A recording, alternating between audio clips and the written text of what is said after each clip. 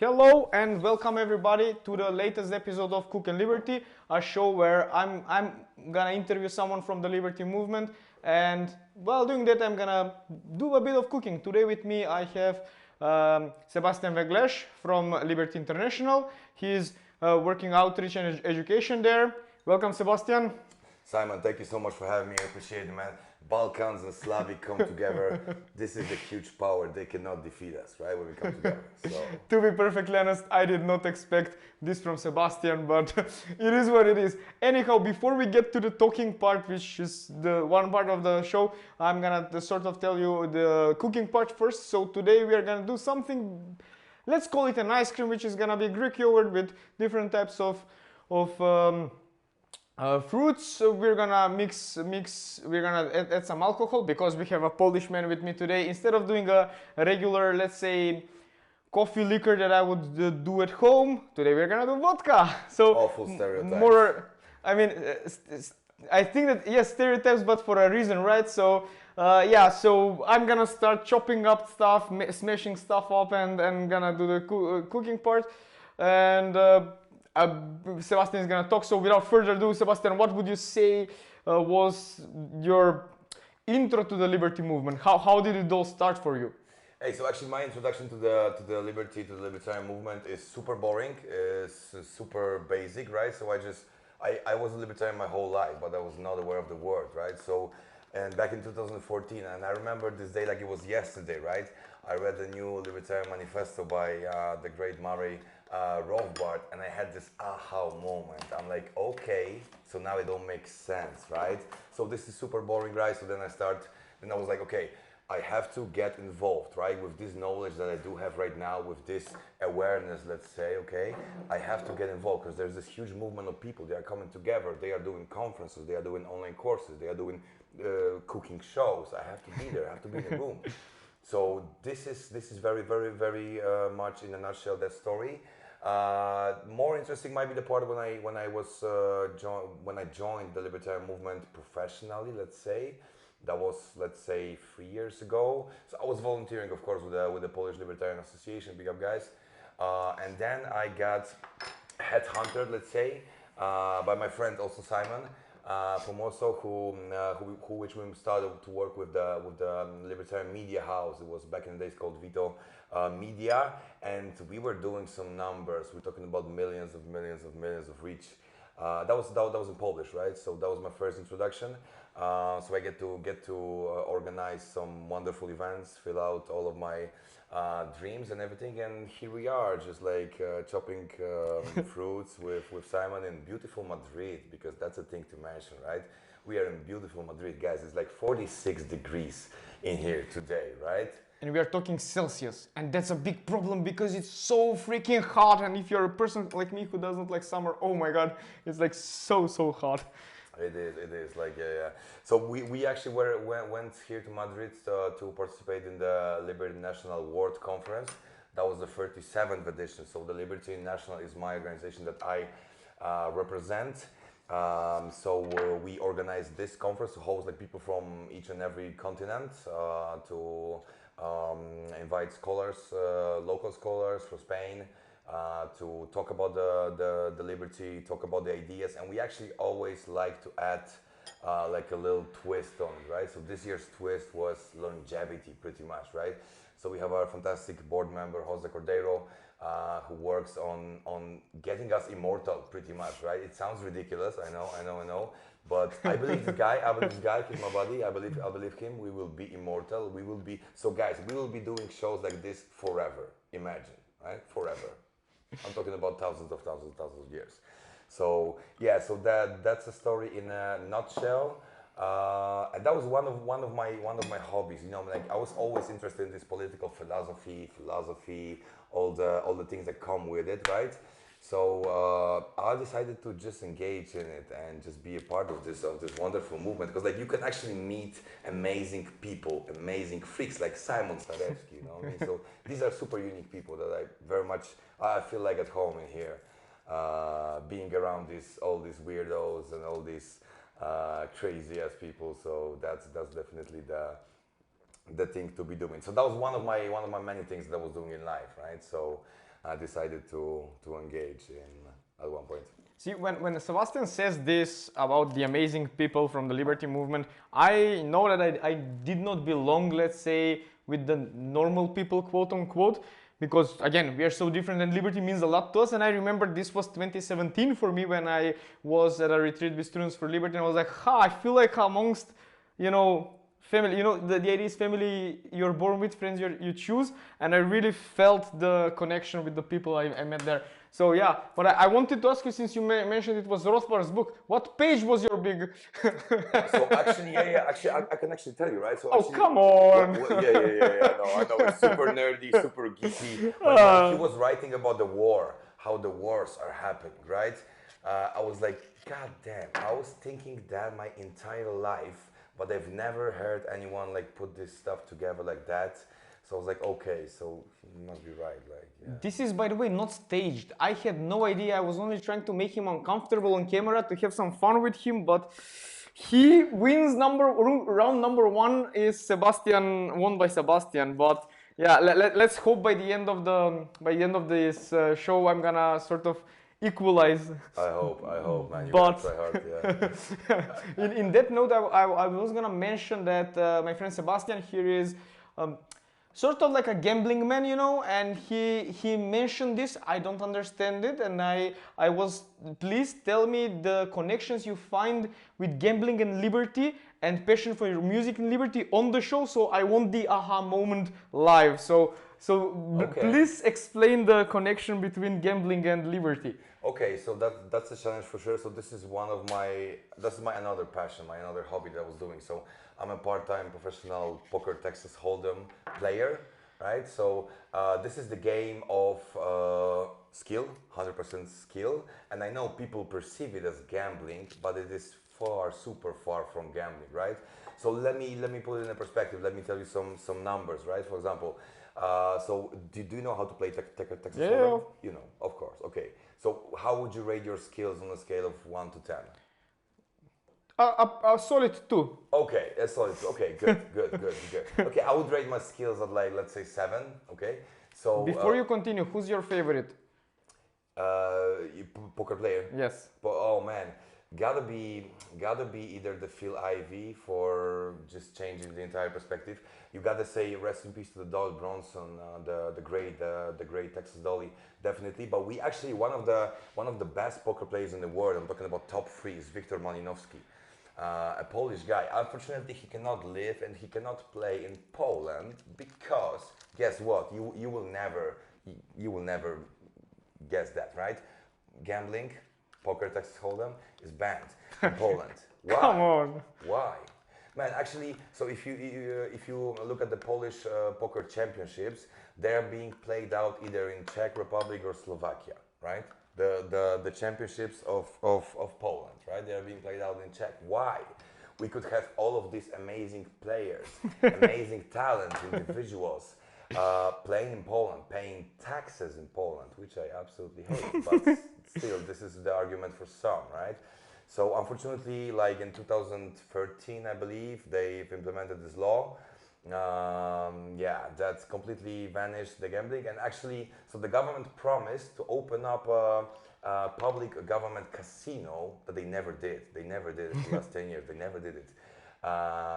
Yes, so they were like, so this is very obvious. This is just business, right? This is just the market part. But about the connection between the poker and free market ideas. Look, poker players, super individualists, right?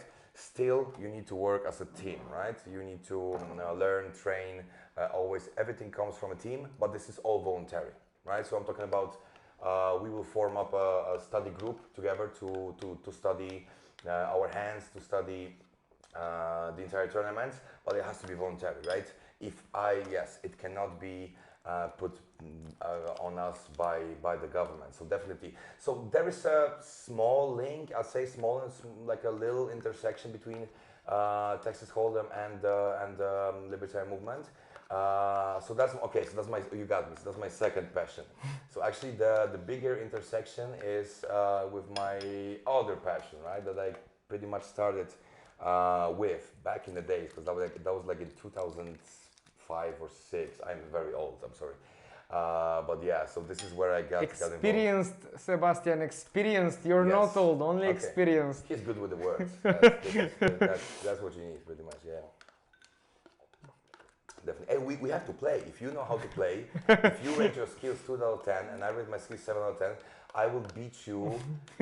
I will have like a 20% edge over you, which is huge. If you get the 1% edge, 2% edge, 3% edge, that's a lot. See, but the problem is with people that don't know how to play, you don't know how to play against them at the same time because that's total randomness, right? You have no idea whether I'm bluffing or not because I don't know whether I should bluff in this position or not. There is some truth to what you just said, but actually yes, but actually if you look at the long term, right? So look, throughout my entire life I have played like, let's say, tens of millions of hands, right?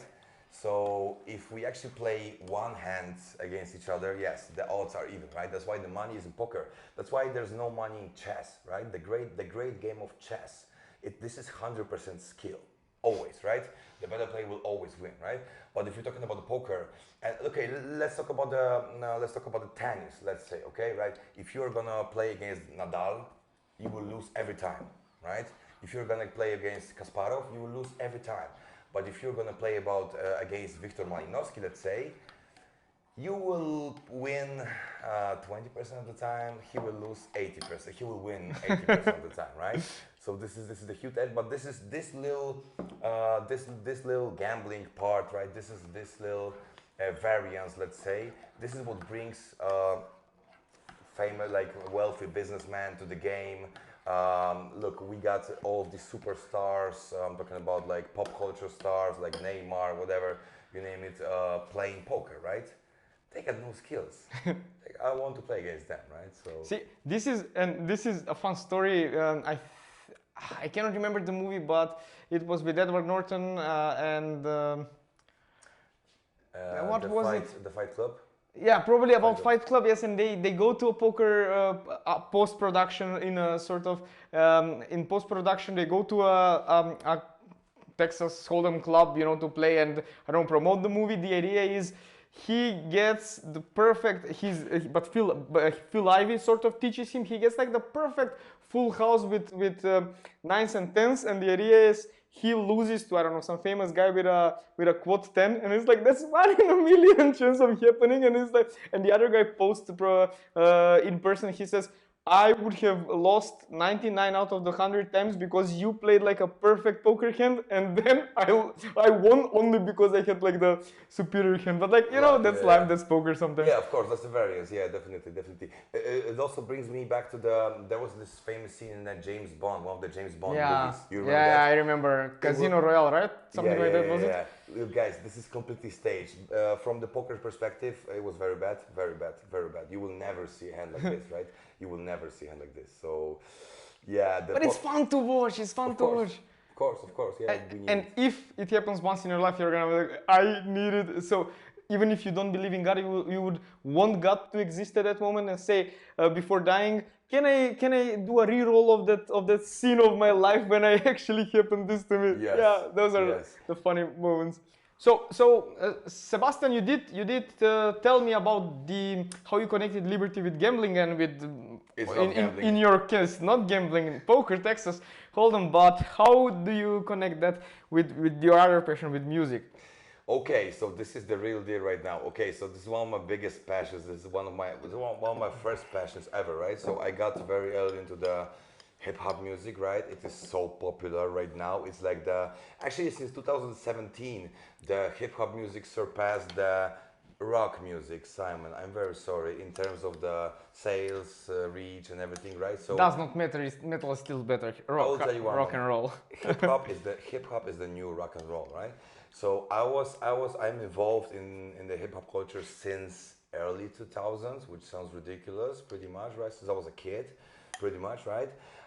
So there, I realized there's a huge intersection between the hip hop music, hip hop philosophy, because it is a philosophy to some degree, and the libertarianism. And it's actually, this is where it gets interesting, actually, right? Because so I gave this talk earlier on this year at the Weekend of Capitalism, right? About the shout out to Tomek Kołodziejczuk at Weekend of Capitalism. Big up, Tomek. Yeah, definitely. So we actually realized that there is that most of the hip hop musicians, performers, artists are libertarians, even if they declare to be communists, right? Because we have a lot of communist rappers, like collectivists, socialism, you name it, right? But every artist, every listener, every person who's engaged in the movement of hip hop will always stand up for freedom of speech, right? So this is like the core, the fundamentals, right? The basics, right? So the freedom of speech has to be there, right? So that's, and there's actually way more than it. So let me tell you, let me give you more examples. For example, right, both hip hop and both libertarianism, it's mostly for young people, let me say. So like the people who are active in the movement of both hip hop movement and the libertarian movement, they are young people, let's say under 40 years old, right? So that's another area, the intersection. But even going back to the 80s, man, I can tell you that back in the 80s, when there was no more like when hip hop was not mainstream, it was actually the outlaws music, right? So it was like, if you're listening to hip hop, then okay, so then it means you're a junkie, okay, you're a thief or whatever, stuff like that. So the people at the parties were screaming this slogan: "Make money, money, make money, money, money." Doesn't sound libertarian to you? It does. It does, man. It does. I'm always saying Jessie J was wrong when she was singing "It's not about the money." The song should have been "It's all about the money, money, money. We yeah. don't need your money, money, money." Yeah, man, and even coming back to the 70s, man. Like we actually celebrated the 50th anniversary of hip hop culture, right?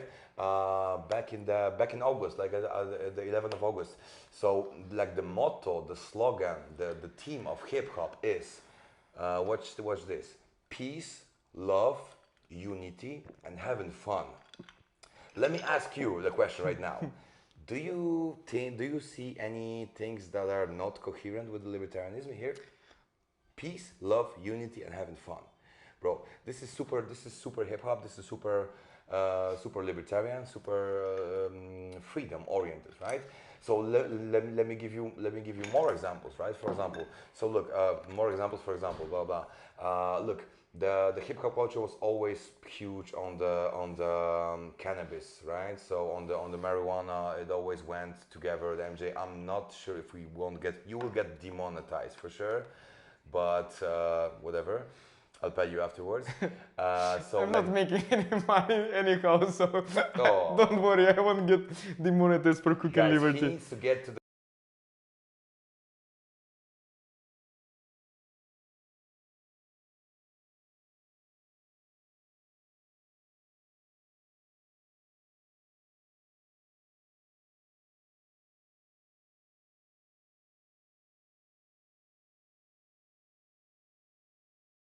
figures in the hip hop movement that are openly libertarian, right? And we were even the activists who are into the libertarian movement. You mentioned before the show. You mentioned Eric July. Yeah. Okay, and Zubi. Shout out to these guys. So actually, Eric July. So he's the frontman of the squad of the band called Backwards. So this is where the heavy metal and hip hop kind of overlaps. So this is where we get the. Although I'm the heavy metal guy, as you can see, I'm wearing the Iron Maiden shirt now, but yeah, but I didn't know about Eric July being connecting it with metal. So do teach me and the audience. Yeah, man. There's a lot of like the influence of like, of course, like the influence of hip hop on pop culture is. It's right now it's obvious, right? So it's not, you cannot even question it, right? But it wasn't like that back in the days. But when it comes to Eric Joy, so they are like this anarcho-capitalist band, so we can even see it in their branding, right? So the branding is black and yellow, black and yellow, black and yellow. Like of course. Of course, definitely. What does the guts on flex say? Black and yellow, black and yellow. Yeah. So actually, they do have some numbers, right, on the streaming services and everything, but it is still kind of an underground, quote unquote, band. But if we actually look for the mainstream hip-hop artists, you will find some huge figures. I'm talking about super mainstream guys who are openly libertarians, right? So let me give you an example, and starting from the, let's say, the R.A. the Rugged Man, right? So this guy is, if you actually subscribe to his Facebook, you will see a lot of posts of him hating on the government, hating on the current U.S. president and everything. So he's very much libertarian, definitely. He's a weirdo, as all libertarians, right? For sure. Yeah. For sure. For sure. Before coming to the show, Sebastian was like looking at the mirror. He was like, yeah, another weirdo I see, another libertarian. I know, been there. Definitely. Because actually, the interesting thing is with Zubi. Zubi, he's more of an influencer these days. He will not openly claim libertarianism, not at all. He's more on a conservative libertarian side, you know what I mean? But let me tell you this, it's all love, right? It's all love. We are all like this one huge family, and we as libertarians, we have to understand that people are different. People they come from different backgrounds. They even might have different values, right? As long as we agree on some fundamentals, right? We are still a family. We can party together. We can promote ideas together, right? That's pretty much the thing I'm going with. See, this is, I will say, the big problem right now with political discourse. It's like we don't wanna even hear our close ones, our enemies, and it sucks that we cannot hear either of them, because we agree with the hardcore left and the hardcore right on a lot of things. Basically, the thing is we just never get to hear those things that we agree on, because we disagree on some I don't know, minor things, yeah. Something that's so big in this popular, I don't know, social media, Okay. you know, that grabs attention, and all of a sudden you're a bigot, you're a racist, you're this or you're that, and you don't understand that you agree basically on 7 out of 10 things with more or less all of the civilized world people. But you know, that's the problem of political discourse. That's much. One of the ways, one of the reasons sort of we are doing this right now. Of course, this is one of the reasons we are not into politics. I'm sure, like, I don't even vote, man. I don't even follow the media, man. I don't care. I don't care, right? So we do this grassroots work, definitely the third sector. So I am also, of course, in Poland. I am also involved with the Freedom and Entrepreneurship Foundation. Big up, guys. So we are doing a wonderful work in Poland, one of the biggest organizations in Poland, definitely. So I'm the head of the marketing and fundraising there. So like we have to come together. Like, so this is what the left has been doing. This is what the right has been doing, right? They come together, right? Even if they do not disagree on, even if they don't agree on many things, they will still come together, right? So we need to do it. Like, and looking at all of these divisions within our movement. So I'm talking to you guys who are into the movement and doing this silly stuff. Stop it, right? I know it's mostly personal, and I know it, right? It's mostly personal. Just put your ego aside and work for the common good, right? I'm saying that on purpose, right?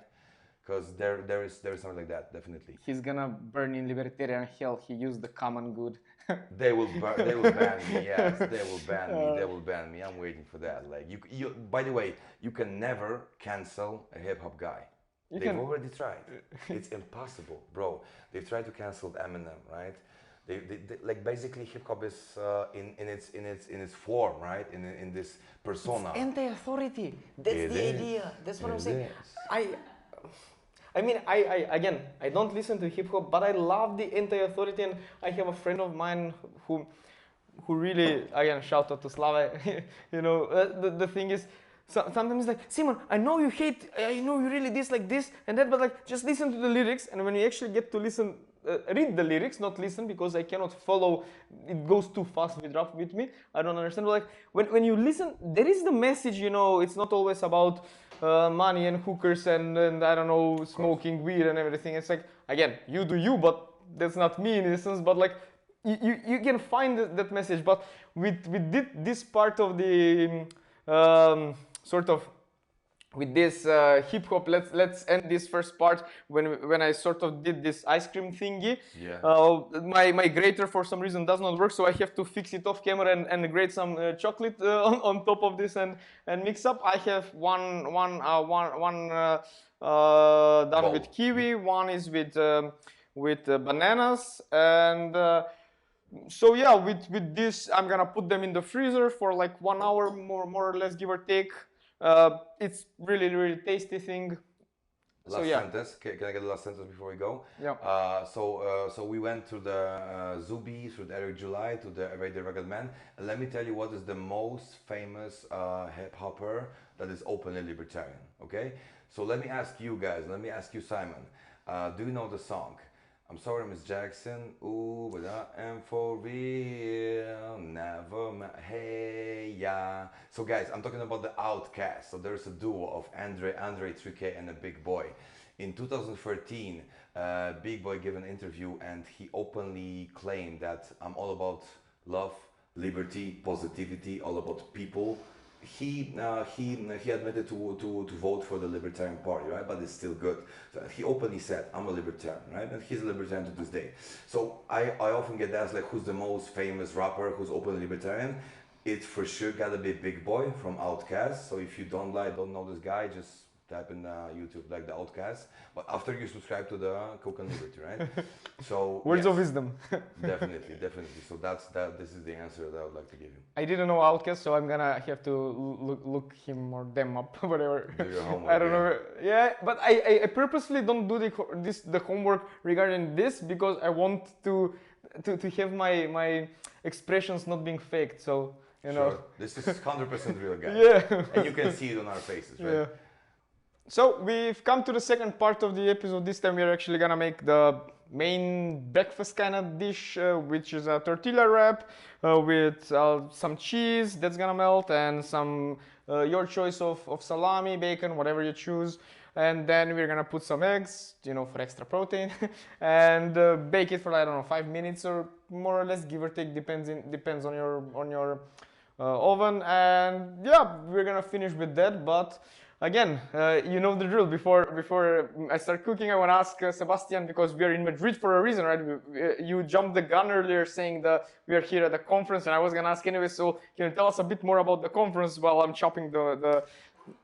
Yes, well, you're preparing the breakfast burrito at 9 p.m. This is very Spanish, and this is very libertarian, definitely, because we don't give a care about the rules, the status quo. Yeah, so look, so we are here for the 37th edition of the annual Liberty International World Conference. So let me put it in the context, right? So Liberty International was the oldest U.S. organization that decided to step out of US and promote liberty, libertarian ideas, free market ideas worldwide, right? So back in the days, there was no one, right? Like that, like right now on this day, like you have free market conference pretty much every week happening somewhere in the world. Sometimes you have 2 or 3 conference happening simultaneously, right? So, but we actually take we actually were to be first, right? So we were established in 1968. These conferences are happening since the 1982. So we have visited, I believe, all the continents. I'm not sure about Australia, but make sure to double check it. So right here we are in Madrid. Let me tell you guys, next year in November, we are meeting for the LAWC in Texas, US. So we are kind of coming back to US, right, after many years. So Texas, Dallas, this is when our headquarters is, right?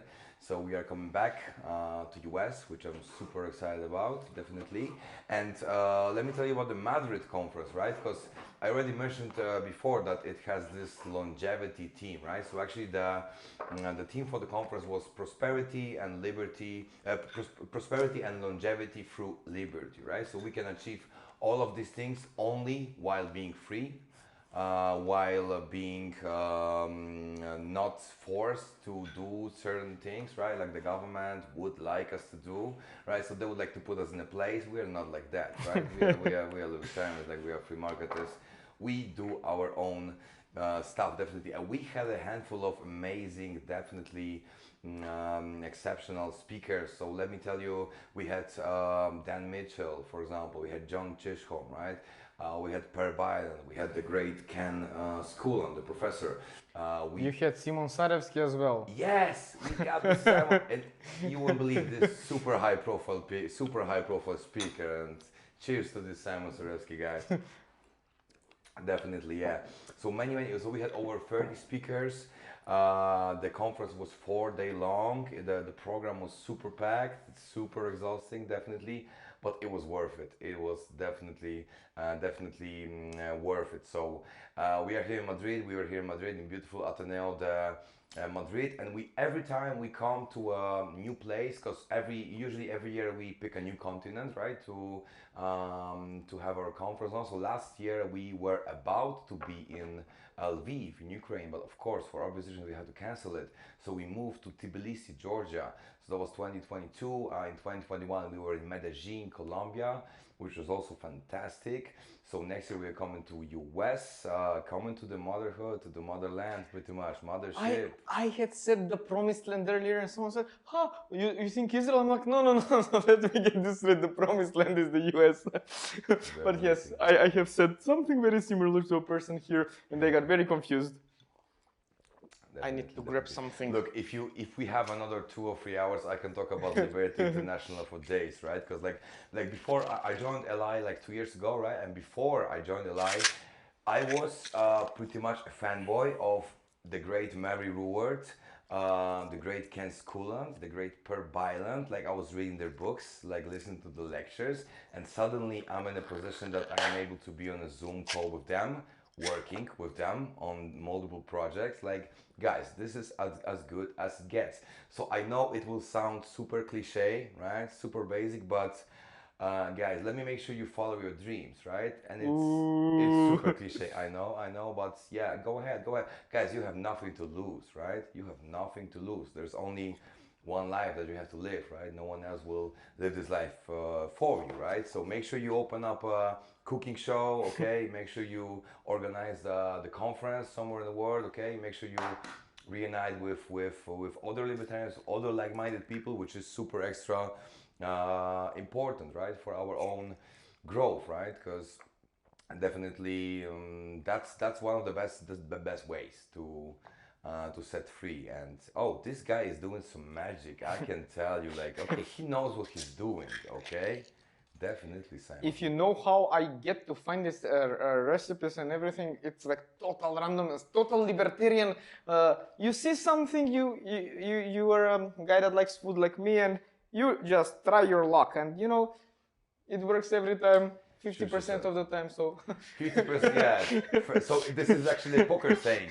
30. So if you are dominated, and if you hold ace king and if I hold ace king and you hold ace deuce offsuit, and if you win, we say 30% of the time it works every time. So yeah. Okay. I did not go with the poker reference, but I like it. Yeah. It works.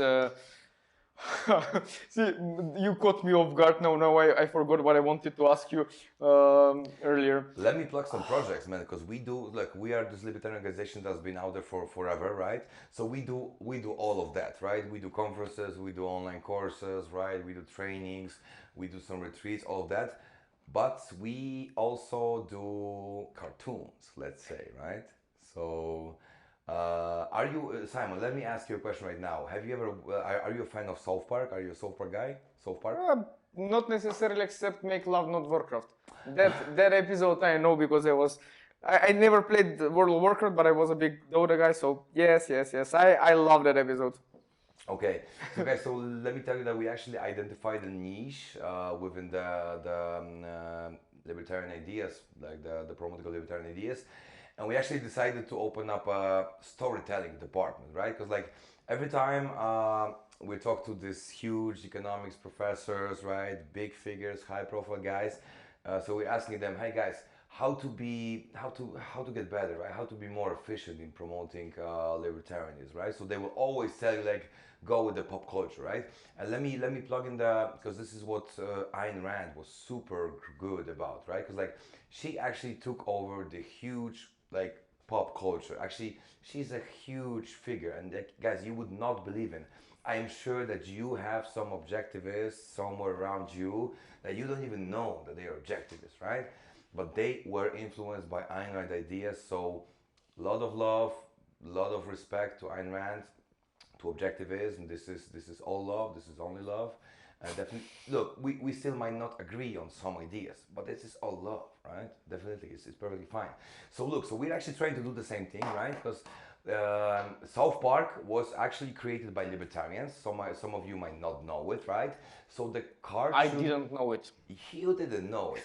He haven't done any research before coming But here. I love the episode now that you mentioned South Park again when they hated on the Winnie the Pooh, the Chinese, Yeah. the Chinese who is Xi Jinping, right? Yeah, Oh yeah, my the God, I first love that. secretary. And the best part about that is it was not the episode, but the response after that when they apologize to our great leader Xi Jinping, and it's like we are doubling down.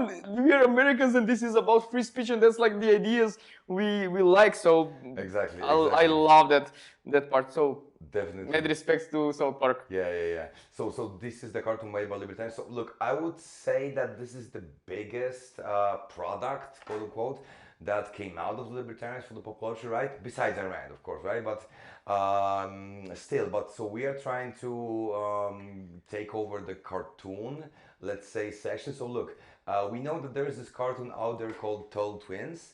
And they do kind of convey the free market ideas, but they are more on a conservative side. Okay, so once again, all love for conservatives. Okay, all love for progressives. Okay, it's nothing but love, right? But we actually, as hardcore libertarians, we are trying to do it our way. Okay, what would you expect from the voluntarist individualists, right? So we're actually working on this cartoon series that is based on the Adventures of Jonathan Gullible. So the book written by Professor Ken School. Back in the days, guys, this book was translated into 57 languages. Right? Let me say once again, 57 languages.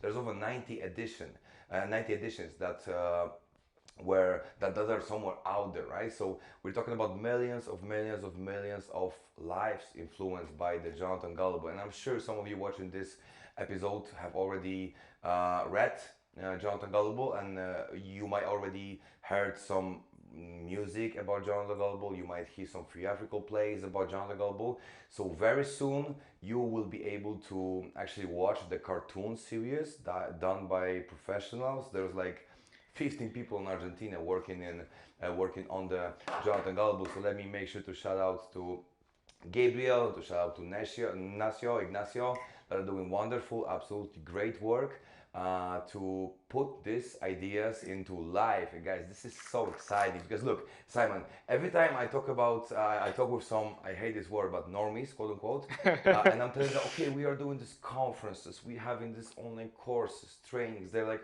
okay, cool. Yeah, okay, cool.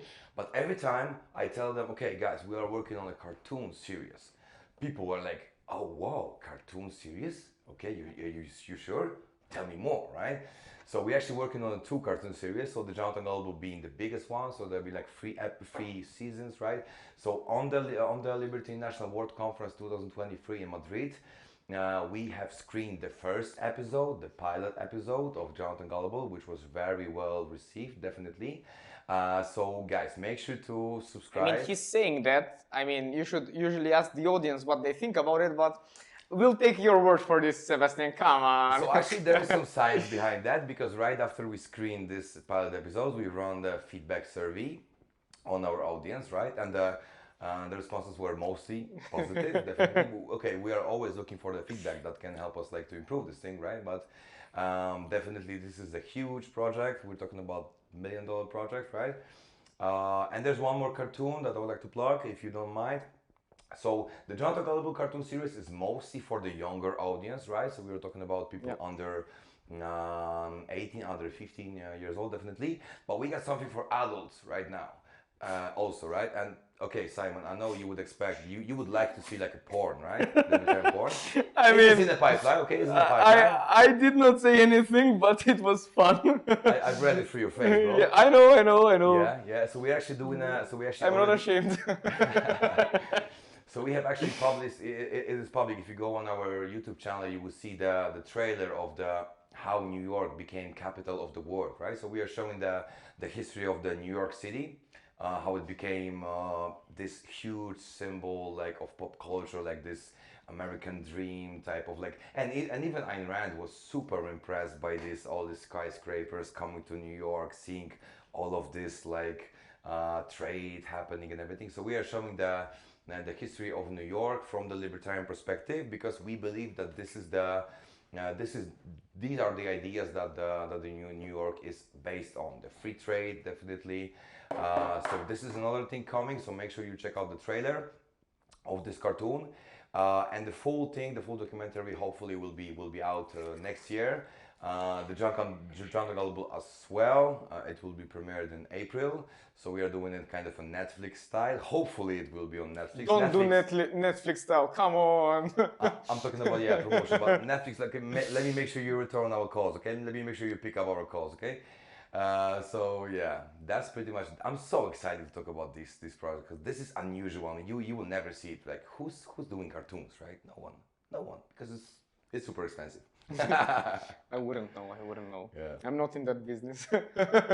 But yes. I finished with the cooking. So it does not look perfect, but again, this is not at home. This is more Margaret thing, and at the same time, there is perfection in the imperfection. So. But before I go with the last part, I have to say one other thing, that in the ice cream yogurt part, I forgot and had to do it off camera, and I put off camera honey, and that's a very key ingredient. So don't be like me to forget to put it on when you're cooking. do the honey again.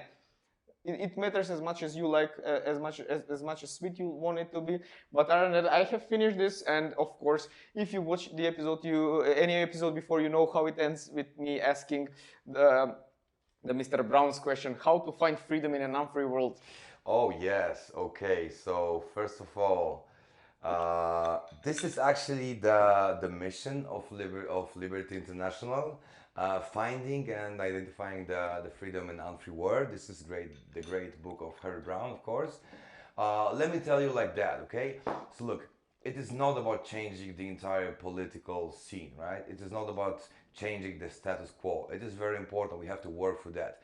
But actually, finding the freedom in an unfree world is coming together with like-minded people. People like Simon Sarevski, okay? People like everyone who's behind the camera that I won't mention right now. They will be mentioned later on, right? So actually coming together, forming these groups, right? Being around people that understand you, working towards the same goal. Look, guys, you don't have to have this millions of dollars of budgets. You don't have to have billions of reach, but you just have to be together. And this is freedom, right? That's for me the freedom. Of course, listen, but guys, before you do it, make sure to read all the classics, okay? Make sure you do your homework, okay? Because I'm seeing a lot, the movement is growing, okay? So we are seeing more and more of these libertarians that they have no clue, they have never read Mises, they have never read Hayek, they've never read Rothbard. Guys, make sure to spend like 2 or 3 days, okay? Reading some of these books. So then, then you will be sure that this is your thing, okay? So make sure to be in peace, in love, in unity, and make sure you're having fun, okay? While doing that. That's my answer. Well, with that, I'd like to thank Sebastian for joining me today at this awesome Cook and Liberty episode where we had fun.